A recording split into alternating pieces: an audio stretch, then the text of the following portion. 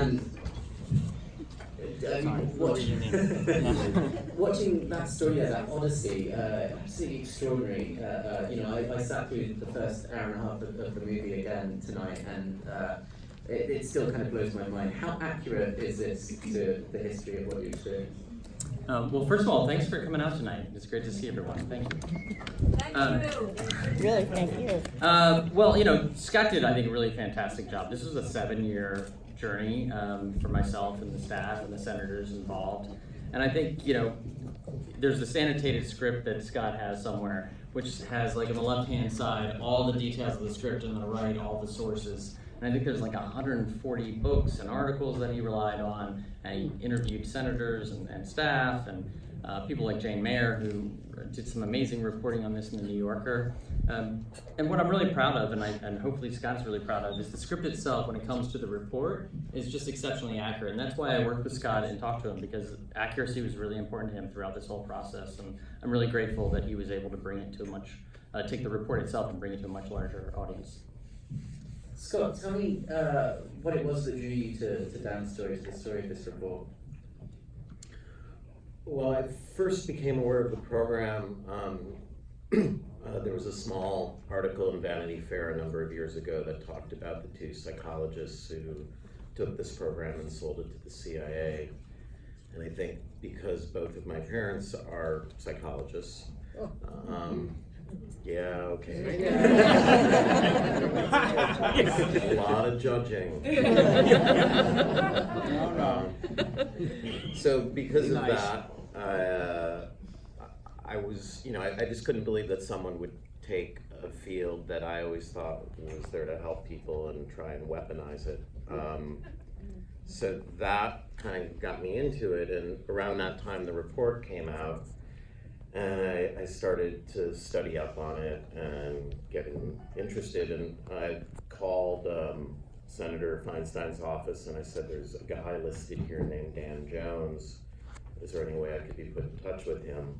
And around that time, Dan was leaving the Senate, so eventually they connected us and we went out. And what I thought was amazing is the report itself is an extraordinary piece of American history and really crushed me in terms of what I was brought up to believe this country was about. But then the story of Dan kind of going through this process and sticking to his guns was in some ways really restorative for me, because I realized that there are extraordinary people who continue to, inhabit the system and fight back and do the right thing. And I've written a lot of movies about people who were liars, and it was fun to write one about someone who was telling the truth. Well, the report is nearly 7,000 pages. The summary that was released, the redacted summary that was released, is what, 525 pages? So where do you begin trying to puzzle out how to tell this narrative in like what is 2 hours of screen time essentially? One of the things that was helpful, you can go online, by the way, still the report exists, and I encourage everyone to read it because it's pretty harrowing, but I think it's important that we understand what went on and why. But one of the things is it does go through detainee by detainee and talk about the work that was done on those people and what we learned. And so I sort of distilled it down to a few detainees who I felt were really emblematic of the program. And then I wanted to leave myself enough room to also get into the story. Like, it's a bit of a civics lesson of how do you get this shit out in the world. Mm-hmm. Jennifer, you've worked with Scott before. Tell me how he introduced this project to you. He told me about the article at about that time, and we struggled with many drafts and couldn't quite make it work. And it wasn't until he met Dan, and as he just said, recognized his heroism, that he said, oh no, we need to pivot. And we changed the structure entirely. He changed the structure entirely. And it became a new idea almost altogether. It was kind of a satirical, dark comedy, believe it or not, when we were dealing with the absurdity of the psychologist. And I think as we went deeper and deeper into the material, we just found it so upsetting and harrowing. And then we were getting lost in that, and there was this great hope that we recognized when we came across Dan's story.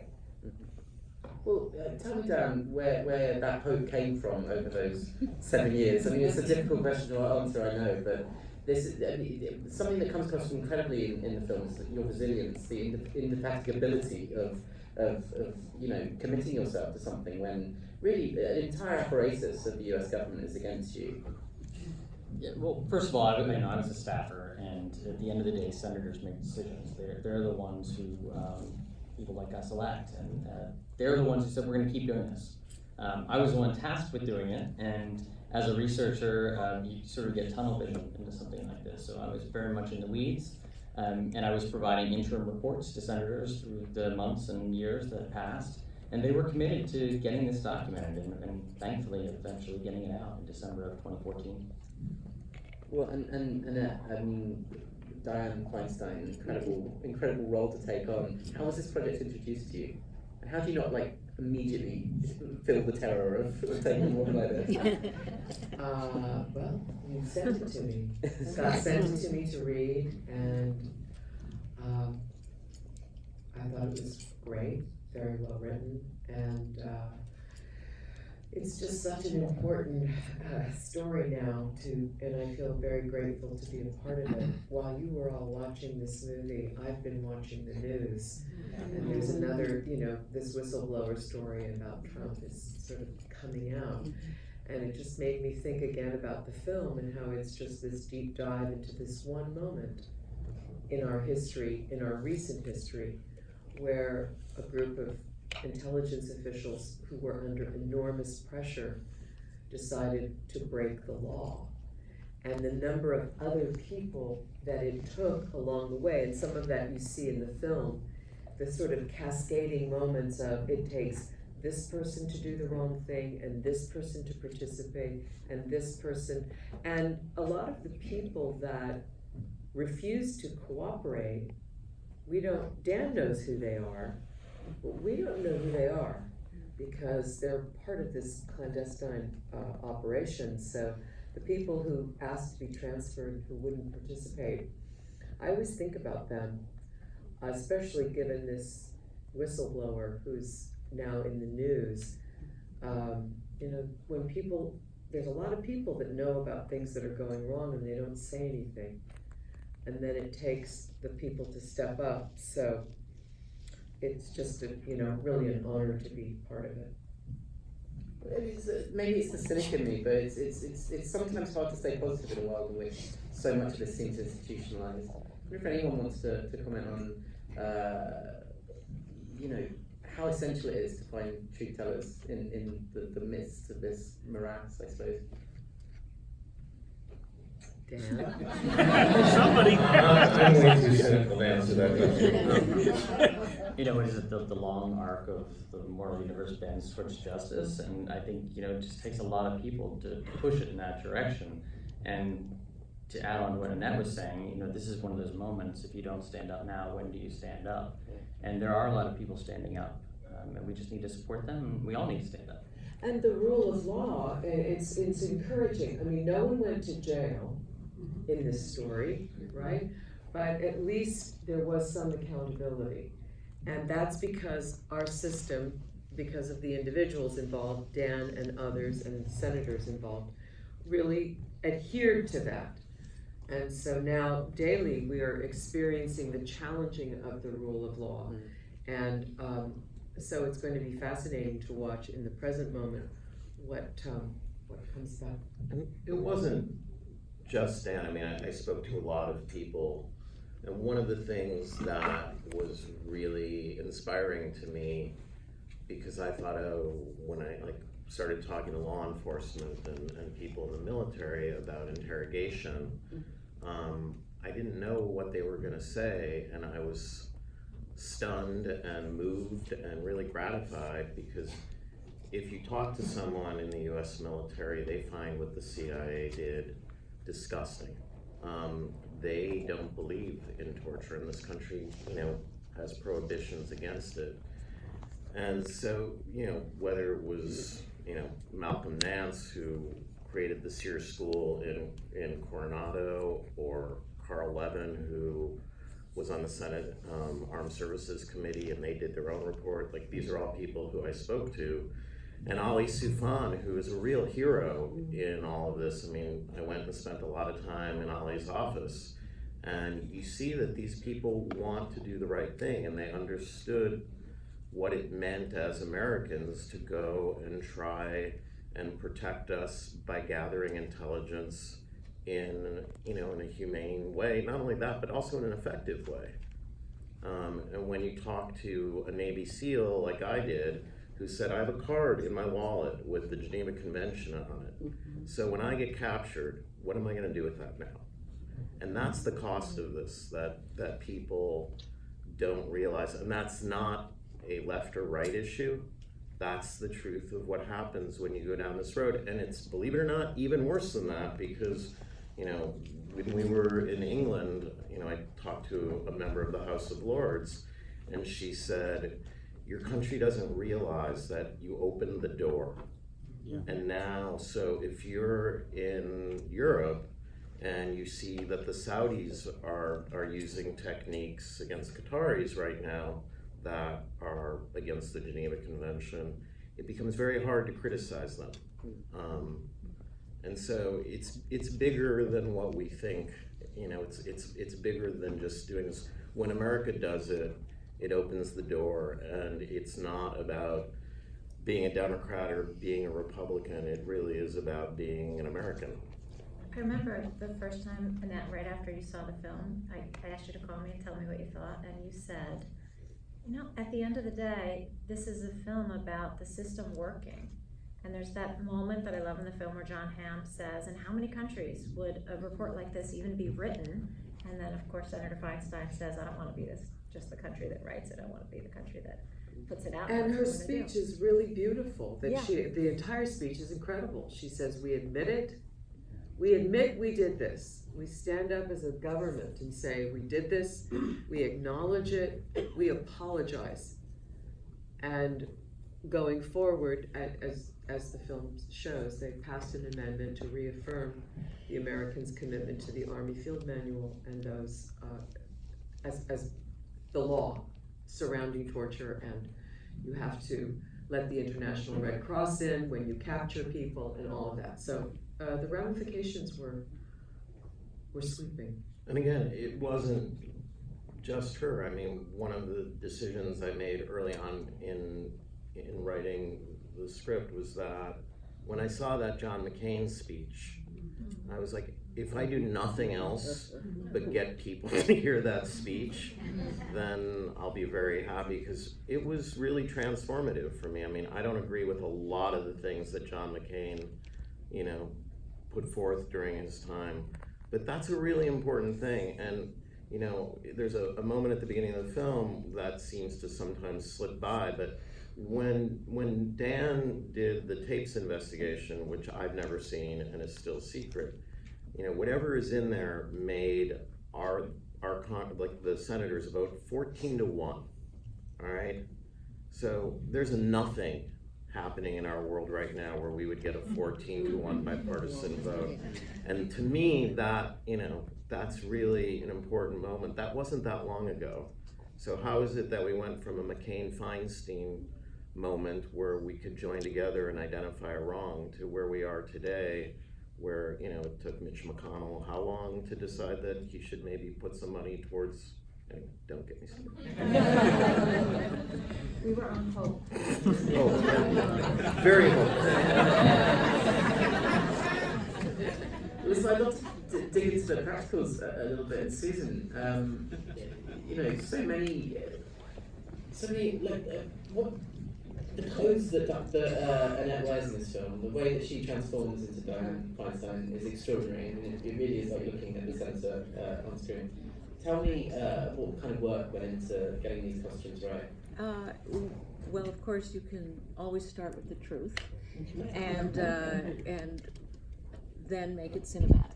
And if I had an important question about Diane Feinstein, I just asked Dan, and he would tell me. That's right. You know, he when I was going to meet Annette for the first time and told Dan that she was coming in, he said, "I hope you have a table full of scarves." That's what he said. So really just doing that, starting with the truth, and what she generally looked like, but also in certain places specifically, we would try to match it as much as possible. You know, she wears that purple suit is very distinct, and it was actually the one note Scott gave was to try to get that purple suit in there. And I was thinking about the color purple, sorry, but yeah, and that purple comes from blue and red, and that's kind of the perfect political, you know, color of you know, a bipartisan event. So I enjoyed that a lot, and working with Annette, of course, is very collaborative, and she would go the distance. So she didn't care how big it was, or you know, it was important. It was truth in costume. And tell me about that collaboration and what it felt to wear those clothes. Oh, well, yeah, as Susan said, we just basically followed how the senator dresses. And there were some times that we had to choose, you know, what ensemble it might be. One string of pearls, or three strings of pearls. Yeah, but it was important. Did you have a pearl wrangler? Important to disappear as much as possible. That was the point. It's just you know, the report speaks for itself, the story speaks for itself.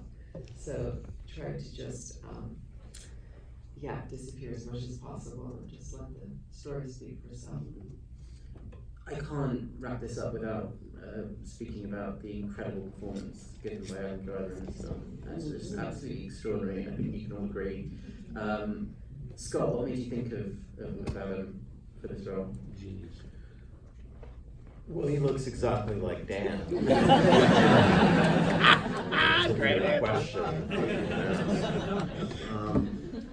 No, I think that you know, because nobody in the world knows what Dan Jones looks like other than you. Until now. You know, I didn't feel like I had an obligation to do something like a lookalike, and what I was looking for was someone who could come to this with a great deal of curiosity and a very open face. And it's, you know, Steven Soderbergh says you can kind of, there's nothing that Adam does that's boring. And when you know you're gonna have to have a guy looking at a computer screen, and also, you know, one of the things that I realized is as a Senate staffer, you know, you can't come in and pound on the desk or punch the wall. And Adam does a really good job of communicating the frustration of being trapped within his position and the decorum of the Senate. But they do have, you know, similarities. Adam, I think because he was in the Marines, understands that decorum and understands the nature of being limited by position. And I think, you know, sometimes when you tell an actor that they have that limitation, it encourages them to find other ways of expressing themselves. I mean, the same is true for Annette. When we shot that last scene, you know, I remember we were talking, like, so this is it? Like, this is the end of us? This is, and we shot it, and there's a temptation to want to have there be more, but that would have been really dishonest, because that's what's dictated by the position. You know, for me, the big moment emotionally is that it's the only time in the movie she goes to his office. And then that was, to me, her really acknowledging him by going to his place. We're nearly out. Oh, sorry, Jennifer. I just wanted to add to it by saying that because we had such little time and money to shoot the film, it was very important to have actors who could really, in the moment, you of course can't shoot things chronologically, and there's a slow emotional burn to it. And so one day, you may be shooting something that's happening toward the end of the story where you have to be, have a sense of urgency that maybe you don't have in the beginning. And so to have actors like Annette and Adam and John and our deep bench of incredible actors that could show up and really know exactly where they needed to be in that moment emotionally was so essential to us. So we feel so grateful to have such great performers.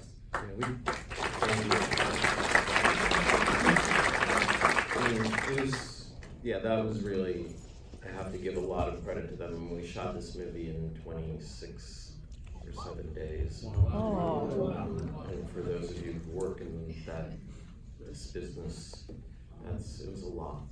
And so without Annette and Adam and a bunch of other people who really made us look good, we wouldn't be sitting here. We're nearly out of time here tonight, but Dan, I wonder if I can finish up with you. The report is still redacted in large part. What's your hope for the future in terms of, do you think it will ever see the light of day in its entirety? Yeah. Well, I'm really proud that we were able to get the 525 pages out. And as you saw in the film, there was a fight then to reduce the redactions in the report. And I think the executive summary as it exists does tell the story of the larger 6,700 page report. In regards to will we ever see that report, I do think at some point it will be released and there'll be some of the redactions taken away from the executive summary. Not probably in the near term, but hopefully in the next 10 or 15 years, I think we will see it. Along with the JFK files. Well, ladies and gentlemen, please join me.